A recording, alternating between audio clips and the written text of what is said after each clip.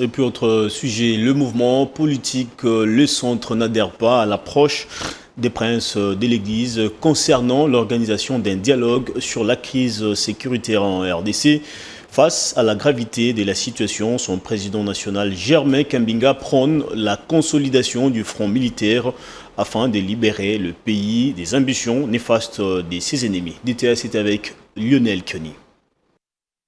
Dans une lettre adressée aux pères spirituels de la SYNCO et de l'ECC, les mouvements politiques, les centres s'interrogent sur la pertinence du dialogue dans les contextes de guerre d'agression que subit injustement la RDC.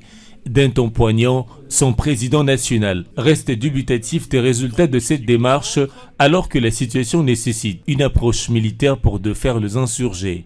En effet, réunir des politiciens dont la plupart n'a aucune expérience militaire, ni véritable capacité d'apporter des solutions sur la problématique militaire qui se pose, nous semble être une démarche biaisée en amont et dont l'impact sur le cours de la guerre est nul, si pas négatif. Nous considérons pour notre part que le premier pas dans la recherche de la paix et la résolution de la crise sécuritaire qui nous frappe est la défaite des insurgés et le retrait du Rwanda, pays agresseur. Un tel dialogue, ce serait une violation de notre constitution. Sans embâche, Maître Germain Kambinga indique qu'un tel dialogue n'aura pour effet que le rétropédalage du pays 30 ans en arrière. Aucun dialogue entre Congolais ne se fait de façon totalement désintéressée. Sinon, quel en serait l'intérêt si aucun commerce n'y était attendu?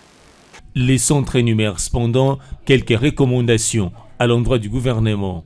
Nous pensons que le président de la République doit convoquer les états généraux des services de sécurité pour réfléchir sur les réformes profondes, en urgence, visant à éradiquer les actes de trahison, renforcer les capacités de stabilisation et de protection de l'intégrité du territoire national, les capacités techniques, opérationnelles de notre armée, professionnaliser davantage nos services d'intelligence. Ce mouvement politique appelle les uns et les autres à un sursaut patriotique pour renforcer la cohésion nationale.